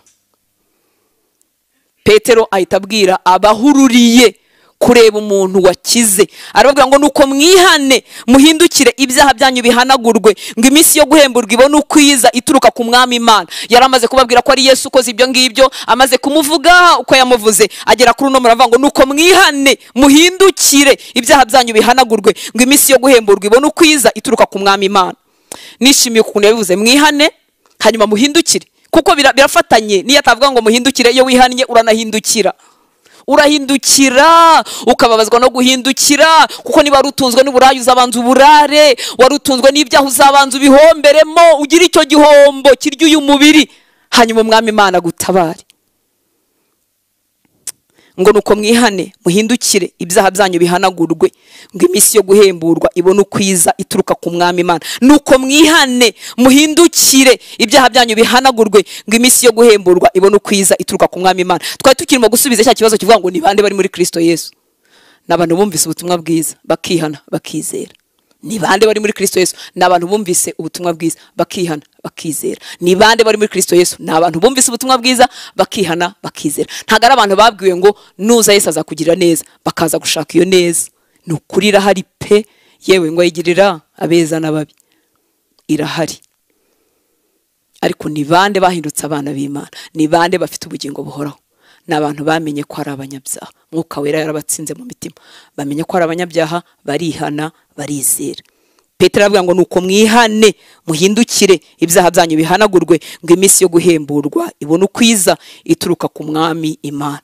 Ngarutse rero ku nshuti yacu Pawulo, cya cyanditswe nigeze kuvuga nkitangira cyo mu Efeso 2:8-9, Pawulo Imana yaramukoresheje nshuti z'Imana kutwigisha ibijyanye n'ubuntu n'agakiza kadakorerwa. Ngo Pawulo aravuga ngo mwakijwe n'ubuntu, mu rwandiko yandikiye itorero ry'Abefeso igice cya 2 umurongo wa 8 wa 9, ngo mwakijwe n'ubuntu kubwo kwizera, ntibyavuye kuri mwe ahubwo ni impano y'Imana, ntibyavuye no ku mirimo kugira ngo hatagira umuntu wirarira. Uyu mugabo rero watubwiye ibyaka gakiza k'ubuntu kubwo kwizera niwe wagiye ahantu hose agenda yigisha abayuda n'abanyamahanga babwira ngo ni mwihane. Niwe watwigishije iby'ubuntu kubwo kwizera, agakiza kadakorerwa, ntibyavuye ku mirimo yacu ngo hatagira umuntu ugira icyo yirata. Ariko agiye kwivugira aravuga ngo nagiye nza ahantu hose, nagiye mu banyamahanga, nagiye mu bayuda, ari nta kindi mbabwira, nta kintu kibafite umumaro nikenze kubabwira, nagiye mbabwira ngo ni bihane bizera umwana w'Imana, nshuti y'Imana. Mu byakozwe n'intumwa igice cya 20 umurongo wa 20 kugeza kuri 21, byakozwe n'intumwa 20 kugeza kuri 21, ngo kandi muzi yuko ari nta jambo ribafitiye akamaro nikenze kubabwira, ngo cyangwa kubigishiriza imbere ya rubanda no mu ngo zanyu rumwe, nahamirije abayuda n'abagiriki kwihana imbere y'Imana no kwizera umwami Yesu Kristo. Abajya muri Kristo Yesu bageramo bate? Bahagarayo n'amaguru yabo abiri gute? Kwihana no kwizera umwana w'Imana. Pawulo watubwiye ko agakiza kadakorerwa, ariko Mana warakoze kubw'ijambo ryawe. Mwakijwe n'ubuntu kubwo kwizera, ntibyavuye kuri mwe ahubwo ni impano y'Imana, ntibyavuye no ku mirimo kugira ngo hatagira umuntu wirarira. aravuga ngo kandi muzi yuko ari nta jambo ribafitiye akamaro nibujije nikenze, nicyo bivuga, nikenze kubabwira cyangwa kubigishiriza imbere ya rubanda no mu ngo zanyu rumwe rumwe. Nahamirije abayuda n'abagiriki, nabwiye abayuda bene wacu, mbwira n'abanyamahanga kwihana imbere y'Imana, pana imbere y'umuntu, kwihana imbere y'Imana no kwizera umwami Yesu Kristo. Mu gice cya 26 arimo yisobanura imbere y'umutegeka Agripa ku murongo wa 20, byakozwe no 26 umurongo wa 20, yisobanuye birebire. Ageze ku murongo wa 20 aravuga ngo ahubwo mbanza abi Damasiko, maze mbwira n'abi Yerusalemu nabo mu gihugu cyose cy'Iyudaya n'abanyamahanga, mbabwiriza kwihana no guhindukirira Imana, bakora imirimo ikwiriye abihannye. Erega abihannye nibo basabwa kubaho ubundi buzima, n'abihannye nibo basabwa kubaho noneho uko bari muri Kristo Yesu babaho. Imana itugirira ubuntu. Ngo ahubwo mbanza abi Damasiko, muri make amaze guhura n'umwami Yesu yakomeje urugendo, nibyo yavugaga nta kindi. Ngo ahubwo mbanza abi Damasiko, maze mbwira n'abi Yerusalemu nabo mu gihugu cyose cy'Iyudaya n'abanyamahanga, nta kindi mbabwiriza kwihana no guhindukirira Imana, bakora imirimo ikwiriye abihannye. Uko rero niko bagera muri Kristo Yesu, nshuti y'Imana. Ese uri yo? Ese warihannye? Ese wizeye umwana w'Imana? Ese ubuntu bw'Imana burakora muri wowe, buguhindukiza buri munsi, butuganisha kurushaho gusa na Yesu. Imana ishimwe cyane. Mu minsi yashize naganiriye n'abana banjye twari kumwe, noneho bambwira ikintu nababeshye mu myaka ishize, ni nk'ingahera, nk'imyaka 10 cyangwa 11 ishize. None bambwira ngo ugiye kujya aho hantu ngo nuko watubwiye, utubwira ibi nibi nibi. Ndavuga niko nababwiye. Bavugira icyarimwe bari babiri, barambwira ngo nuko watubwiye, ngo twese dusigara dufite ubwoba, ngo niko watubwiye, kandi we na papa mwabihurijeho murabitubwira. Ndabanza mburana nabo, ngeze aho baravuga ngo tse mama urumva tukubeshyera twese tubivugiye icyarimwe. Hanyuma ninjoro ndimo senga ndavuga nti ariko Mana, nuko uvuga ko mu myaka 11 ishize nari nkibeshya kuri kiriya kigero? Nicaza abana kuko ntashaka ko bamenye ibyo tugiyemo, nari nicaje abana ndababeshya. Ariko Yesu, kwihana no guhindukira, aduhindukiza iteka cyama tugasa nawe. Ubwo ibyo byarantangaje kuko uyu munsi ntabikora, ariko ndahamya ko no mu yindi myaka 10 hari ibindi nzabwirwa by'ubu nabyo bikantangaza. Kubera iki? Adutunganya iteka. Ariko hatunganywa abande? Abari muri we. Yashyize inyota mu mitima yacu yo gusa nawe. Iyo tumubabaje abavutse, iyo tumubabaje turababara. Niba ukora icyaha ntubabare, akira agakiza uyu munsi. Akira agakiza ukora icyaha nkana. Akira agakiza we kitagwirira, ugipanga ukagitegura. Akira agakiza, amaboko yara arakuramburiye. Ahubwo mbanza abi Damasiko, maze mbwira abi Yerusalemu nabo mu gihugu cyose cy'Iyudaya n'abanyamahanga, mbabwiriza kwihana no guhindukirira Imana, bakora imirimo ikwiriye abihannye. Mbabwiriza kwihana ari nta kindi mvuga, no guhindukirira Imana ngo bakora imirimo ikwiriye abihannye. Uyu ni Paulo. Wimubeshyera rero, wimubeshyera. Uwatubwiye agakiza kadakorerwa, uwatubwiye ibyo twakira mu kwizera kubw'ubuntu bw'Imana, ni wagiye ahantu hose abwira abantu kwihana no guhindukira no gukora imirimo ikwiriye abihannye. Kwizera kutazanye impinduka muri wowe n'ukwizera gupfuye, kandi uko kwizera ntigukiza. Kwizera kuzana impinduka muri twebwe, tugatangira kunyoterwa no kwifuza no gushaka gusa n'ibyo twizeye ibyo ari byo. Ariko urahamya ubuntu bw'Imana ukabaho nk'uko bagaho kera, ntago bwakugezemo bufite ku munwa no mu bwenge, ariko ntibwageze mu mutima. Ariko buraharerega n'uyu munsi wabusogongera. Satani ni umutindi, siko nagomba kuvuga, ni umuriganya, ni umunyabinyoma. Kubera iki? Yasanze atagufatira muri iki, agufatira mu bisa nk'ibitunganye, agutegera mu bisa nk'ubutumwa bwiza, kuko yasanze hariya utariyo, ariko agutegera mu bisa nk'ubutumwa bwiza, bikubera kwiberaho uko ushaka, kugira ngo azakurimbure. Wibika ko nta mahirwe haba umuntu amaze kuva muri uyu mubiri, kuko ntuzagaruka ngo uvuge ngo ngiye baranshutse. Imana itugirira ubuntu. Uko twavugaga rero niko bagira muri Kristo Yesu, hanyuma ntibabe bagiciriweho iteka. Nyuma y'imbabazi wagiriwe rero, ni wowe Imana ifite. Nyuma y'imbabazi nagiriwe, ni njyewe Imana ifite ngo mpinduke igikoresho yacamo ibwira abandi.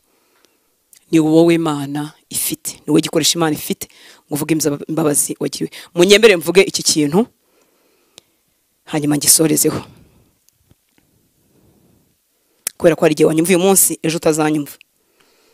cyangwa hari igihe wabitwara ukabibwira inshuti yawe ejo izaba itagihari. Tumaze kuvuga uko abantu baba muri Kristo Yesu, hanyuma se abanze kwihana no kwizera amaherezo yabo ni ayahe? Amaherezo yabo ateye agahinda, amaherezo yabo ararijije, amaherezo yabo ni umubabaro w'iteka ryose. Ukwiriye kubimenya wowe uri mu barinda ibyo kwizera, ukwiriye kubimenya wowe ukangurikiye kuba mu barwanirira ibyo kwizera abera bahawe rimwe. Mu byahishuwe reka bariho nsoma ibi bintu nifuje kubyongeraho nganiriye n'umwana w'Imana umwe uri mu ntambwe ze za mbere z'agakiza, ambwiye ngo yarazi ko abantu bapfa bakarangira. Ni ukuvuga ngo dufite ibintu twibwira byinshi bitanditse muri Bibiliya, ngo numvaga nyine umuntu agiye mu muriro nyine ngo arapfa akarangira. Umuntu ntarangira, umuntu azabaho iteka, niko Bibiliya itubwira. None ikinyoma kibaho nshuti z'Imana iyo duherekeje, wumva warira cyangwa wavuza induru.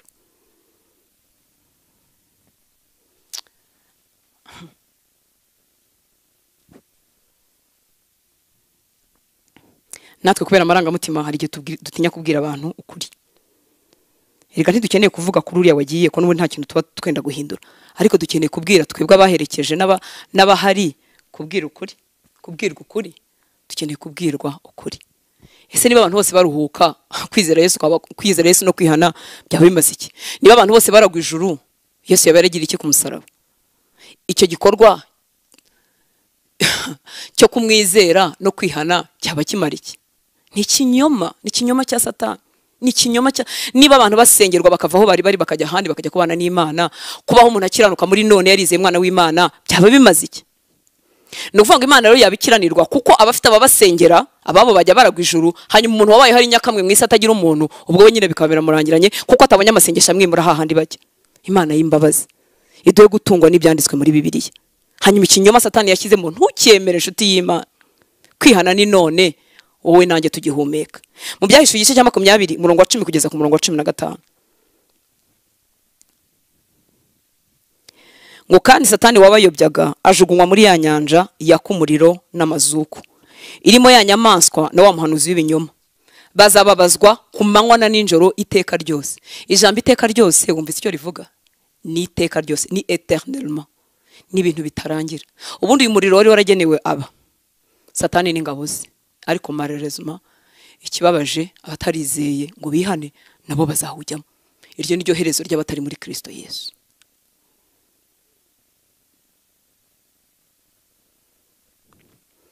Ngo kandi Satani wabayobyaga ajugunywa muri ya nyanja yaka umuriro n'amazuku, irimo ya nyamaswa no wa muhanuzi w'ibinyoma. Bazababazwa ku manywa na ninjoro iteka ryose. Mbona intebe y'ubwami nini yera, mbona niyicayeho, isi n'ijuru bihunga mu maso hayo, ahabyo ntihaba hakiboneka. Mbona bapfuye abakomeye n'aboroheje bahagaze imbere y'iyo ntebe, nuko ibitabo birabumburwa, kandi n'ikindi gitabo kirabumburwa, ari cyo gitabo cy'ubugingo.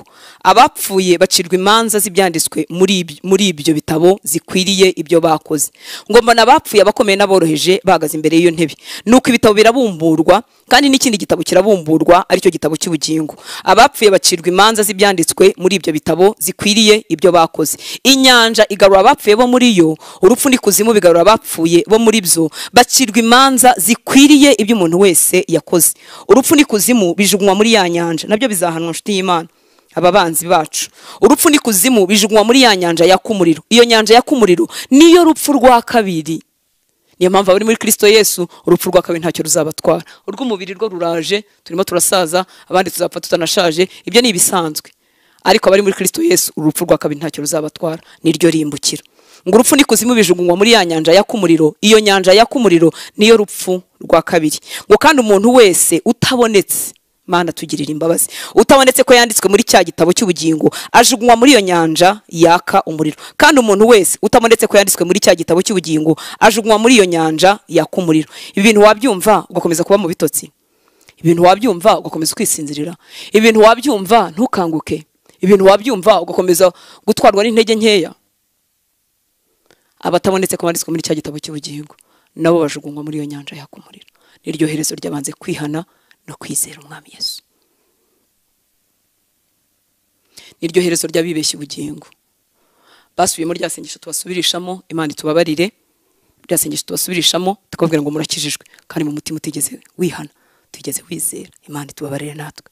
Ntitureba mu mutima tuba twakoze ibiraho, ariko mu by'ukuri wihannye by'ukuri aratsindwa atarinze no guhaguruka. Mwuka Wera aramutsinda akamenya ko ari umunyabyaha, atitaye ku by'abantu bavuga n'uko azwi n'uko bamuzi, agasaba Imana y'imbabazi. Imbuto y'Imana ikagera muri we ikamutera guhindukira, ikamutera kuzinuka icyaha. Abantu bose batabonetse ko banditswe mu gitabo cy'ubugingo, abantu baritswe mu bitabo byacu by'amadini dusengeramo ko batanditswe mu gitabo cy'ubugingo. Hari abantu twasubirishijemo ya masengesho ariko batigeze bakizwa, ariko harimo n'abasubiyemo bakijijwe, harimo n'abakijijwe batayasubiyemo bari mu byumba byabo bonyine. Bumvise ijambo ry'Imana, Mwuka Wera atsinda imitima yabo, bamenya ko ari abanyabyaha, bamenya ko biyobora. Wibuke ko Yesu yavuze ngo icyaha kuko batamwizeye. Irindi jambo ribabaje riba mu Baheburayo igice cya 10 26 na 27. Abaheburayo igice cya 10 26 na 27. Haravuga ngo niba dukora ibyaha nkana tumaze kumenya ukuri, ntihabasigaye igitambo cy'ibyaha keretse gutegerezanya ubwoba gucirwaho iteka no gutegereza umuriro w'inkazi uzarya abanzi b'Imana. Ngo niba dukora ibyaha nkana tumaze kumenya ukuri, ntihabagisigaye igitambo cy'ibyaha keretse gutegerezanya ubwoba gucirwaho iteka no gutegereza umuriro w'inkazi uzarya abanzi b'Imana. Iyo tumaze kumenya ukuri n'iki dukwiriye no kwihana no kwizera umwami Imana, hanyuma tukamusaba agakora umurimo muri twebwe, kandi n'ubundi arawukora. Mwuka Wera hageze azana impinduka, aguha guhurwa ibyakunguraga, aguha guhurwa ibyakuryoheraga, ukabaho ufite intego imwe yo kunezeza Imana. Ntabwo navuze ngo ubyuko wabishoboye byose, ariko ufite intego mu mutima wawe yo kunezeza Imana. Impinduka z'Imana muri we zibazatangira. Wa wavutse byanze bikunze uzakura, ariko hari igihe dushaka gukuza bategeze bavuka. Ni koko n'umurimo wo gukura ukorwa n'Umwuka Wera. Umurimo wo kuvuka ni wo ukora, umurimo wo gukuza uwavutse ni wo ukora. Ariko amahirwe yo kuvuka nuko agusiga mu inyota igutera kuba mu ijambo ry'Imana, ukagenda ukura. Ariko wibuke ko uzasa n'ibyo wumva. Ese wumva iki? Tumwa wumva n'ubuye. Ikitwa ijambo ry'Imana wumva ni iki? Se kigusigamo inyota yo kwifuza gusa na Yesu, kuzaraga ubugingo buhoraho, cyangwa kigukundishije isi izashira, isi izazingwa nk'urupapuro. Nongere mbabwire nanjye nibwira nshuti y'Imana, gukunda iby'isi turabifite. Ndakunze kwambara agakanzu keza, urakunze gusa neza, urakunze kugenda mu modoka nziza, urakunze kugira utaha, urabikunze. Ntabwo ukeneye kongera kubikundishwa, gusanzwe ubikunze. Wumva iki? Yesu yaravuze ngo mwirinde uko mwumva. Abarinda ibyo kwizera, ndakwifuriza kuba muri abo barinda ibyo kwizera. Mu butumwa bwiza bwanditswe na Matayo, ntabwo turi basome hose, igice cya 13 harimo imigani myinshi Yesu yaciriye abantu, akaza kujya yisobanurira abigishwa be. Harimo umugani w'umubibyi yaje kubasobanurira, harimo umugani w'urukungu mu masaka, harimo akabuto ka sinapi n'umusemburo, harimo uw'izahabu, harimo uw'imarigarita, harimo n'uw'urushundura. Ariko yanzu yababwira ibyo ku murongo wa 49. Iyo tuvuze ngo urukungu mu masaka, ni ukuvuga ngo data yabibye imbuto nziza, amasaka araza, ariko umwanzi nawe araza abiba urukungu, imbuto mbi, abana bitwa abana b'umubi, kuko yarabibasobanuriye. Hanyuma bagiye kureba basanga urukungu n'amasaka byose birimo birakura. Wumve ikintu kibabaje, ariko kandi kiri realite cyuko tubayeho. Hanyuma nyiri umurima arebye asanga byose birakura.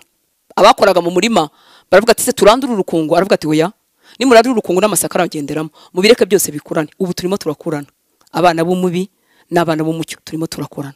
Nta n'igisengesho dushaka gukora ngo bitandukane. Hazahora haba ukuri, bihana mukuri, hazahora nabi ibinyoma, hazahora bashinzwe kubeshya, tuzabona mu nsengero, tuzabona hanze, namba nabo hanze burya ntibabeshya cyane kuko ububiza aho bagana, abo mu nsengero nibo bateye ubwoba.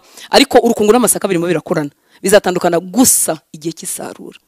Igihe cy'isarura urukungu ruzatwikwa, igihe cy'isarura amasaka azashyirwa mu kigega cy'Imana. Abo nibo bana bizeye Kristo, bazabana n'Imana iteka. Aravuga ngo we ni mubireke bikorane kugeza igihe cy'isarura. Arabibasobanurira, uze kuza kuhasoma. Avuga uburyo abamarayika bazasohoka akabari bajya kujonjora. Imana itugirire imbabazi. Hanyuma kugendanye n'urushundura, yaravuze ngo ni nkuko urushundura umurobyi anaga urushundura mu nyanja, hakaza ifi nziza n'imbi. Hanyuma yamara kuroba akazigeza hejuru, ngo akajonjoramo inziza akaba arizo atwara, akajonjoramo imbi zikaba arizo zishya. Abo nabanze kwizera. Iherezo ry'abanze kwizera riteye agahinda. Wiba muri abo ngabo warumvise ubutumwa, wiramira mu cyaha, biramira mu cyaha. Si wowe wikiza ariko ugukiza ese uramutumbiriye. Wivuga ngo byaranze se umutumbiriye kangana iki? Kuko we ntabeshya. Umutumbiriye bingana iki? Wicaye ku birenge bye bingana iki? Umutakiye bingana iki? Rya jambo ry'Imana riratubwira ngo abamutakira bose, abamwambaza bose barakizwa. Nta muntu n'umwe umwambaza udakizwa. Kwambaza ni iki? N'ugutaka, n'ugutakamba, to call upon, n'uguhamagara. Abamwambaza bose arabakiza. Hamagara kugeza igihe iyo ngeso yakwizingiyeho icika ku buzima bwawe. Hamagara. Wibaho nk'umuntu wa kera kandi warahindutse umuntu mushya muri Kristo Yesu. Wikwibeshya ubugingo. Niba wituriye mu byaha wiyongeza ibindi nturakizwa, aho gusaba umwuka wera akwemeze mu mutima. Ashyire ukukwemezwa mu mutima wawe. Imana ishimwe cyane. Ndangiza hano kuri Matayo 13:49 na 51. Yesu amaze kubabwira ino migani no kuyibasobanurira ndagusaba ngo uze kuyisoma. Ku murongo wa 49 arababwira ngo uko niko bizaba ku mperuka y'isi. Abamarika bazasohoka batoranya abanyabyaha mu bakiranutsi. Uyu ni Yesu wabivugaga. Umunyabuntu butangaje wagiye ku musaraba ku bwacu. Ntiyigeze ahisha abigishwa be uko bizagenda. Kuki njyewe nawe twabihisha? Kuki twagira ubwoba bwo kubivuga? Kuki tutabibwira abacu ngo bave mu mayira abiri? Ngo bareke kuduherekeza mu nsengero ariko tutazajyana mu ijuru. Bareke kuririmba ariko badafite ubugingo buhoro, batarihannye ngo bizere. Yesu umwana w'Imana aravuga ngo uko niko bizaba ku mperuka y'isi. Abamarika bazasohoka batoranya abanyabyaha mu bakiranutsi, babajugunye mu itanura ry'umuriro. Niho bazaririra bakahekenyera amenyo. Ngo ayo magambo yose aho murayumvise. Umva ko yabajije abigishwa be amaze kubabwira imigani irenga 6. Aravuga ngo aya magambo yose aho murayumvise. Nanjye reka mbabaze inshuti z'Imana. Aya magambo yose aho murayumvise. Cyangwa yirutse nk'indirimbo itambuka ukavuga ngo utanse azongera biri byuya yongera atambuke. Ese aya magambo aho murayumvise? Ese aho kwejo twazaba tutakiri kumwe? Ese ko ngiye nazaba ntagihari? Ese nawe ko wazaba utagihari? Ese aya magambo murayumvise?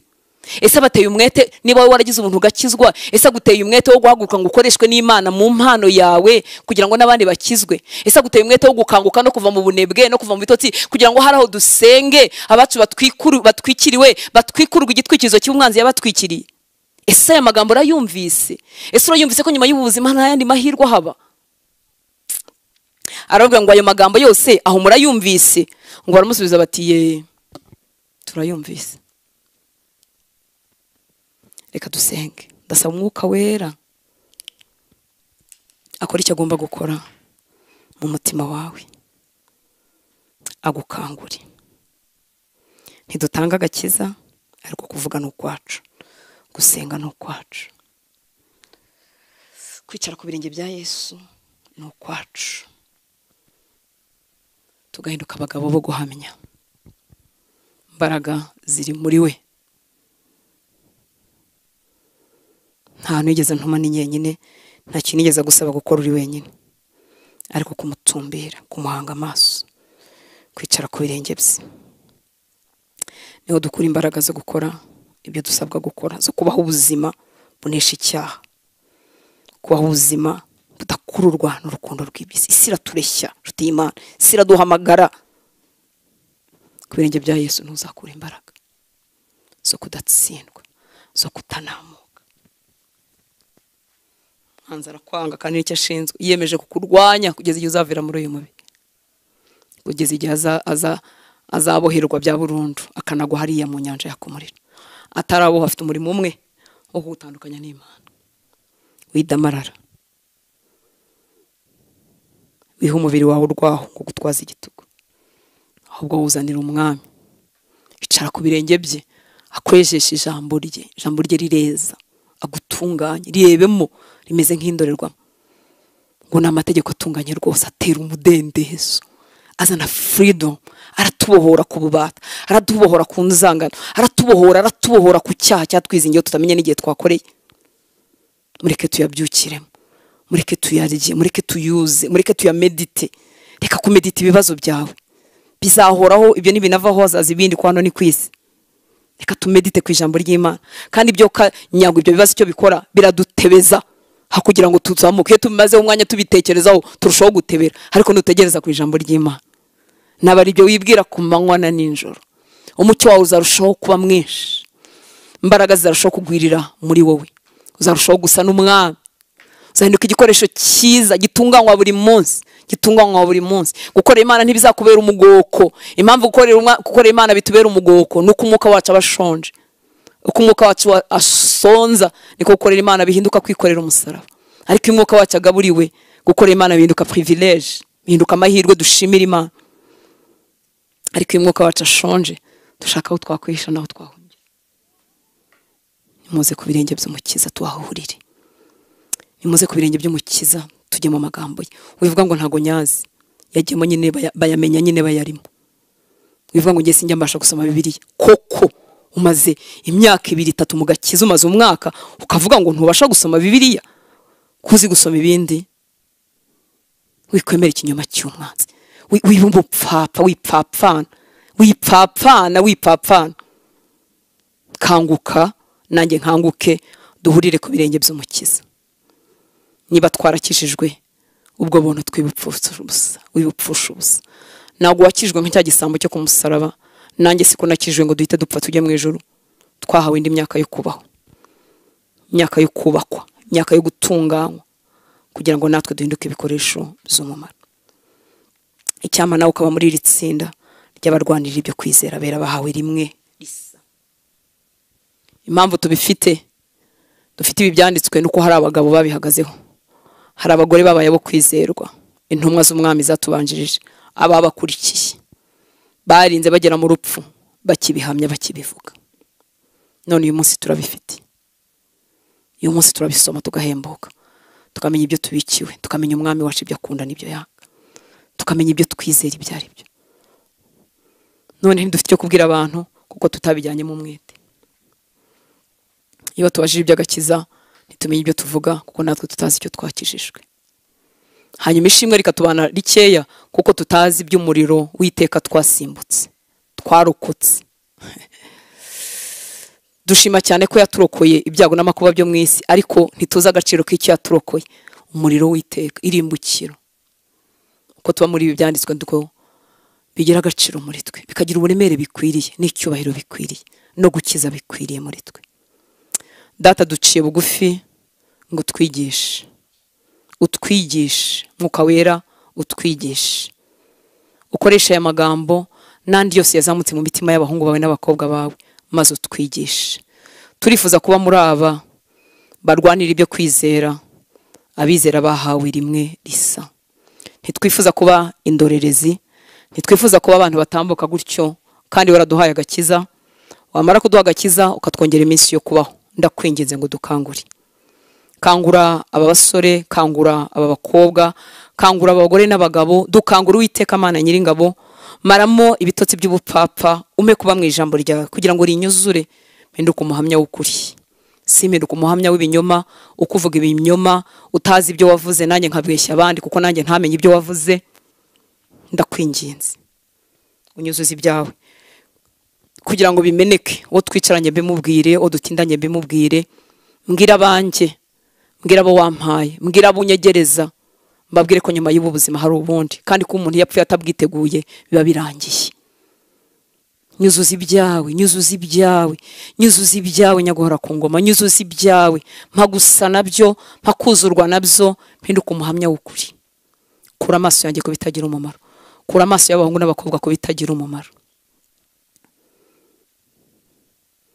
Turagushimira ubuntu watugiriye, udashingiye ku mivukire, udashingiye ku mirimo, udashingiye ku kintu icyo ari cyo cyose, ushingiye mu rukundo rwawe.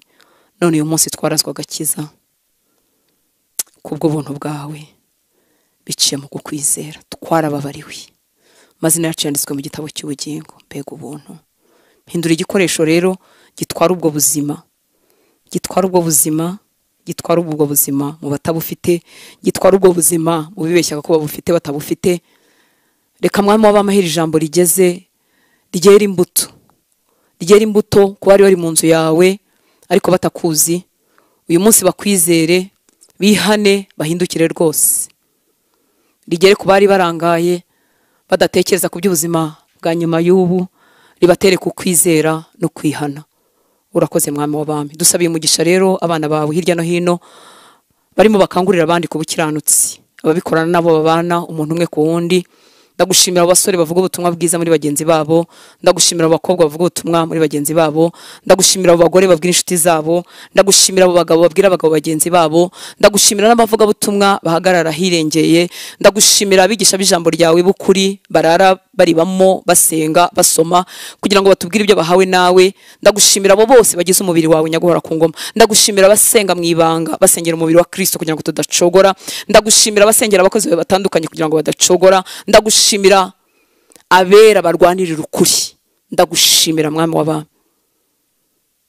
utwuzuza ubushizi bw'amanga kugira ngo tujye tuvuga ibyawe gusa. Sabiye umugisha rero itorero ryo mu Rwanda, komeza abahungu n'abakobwa wogesheje amaraso yawe, utwongerera abakizwa kubw'imbabazi zawe. Urakoze, cyubahiro cyose nikikugarukire. Subize gusenga kandi kuri mu mitima wabarira wabari bashobewe, imbaraga zawe zongere zibeguri bakomeze urugendo. Urakoze kuri uwo kwizerwa, cyubahiro cyose nikikugarukire. Ni mu izina rya Yesu dusenze, amen. Murakoze, mwami Yesu abaho umugisha, mugire ijoro ryiza. Naho kuwa gatatu utaha, buri wa gatatu turasenga mu gitondo muri Nibature saa 11 za mu gitondo, tukongera kugira aya materaniro online ku mugoroba dusenga.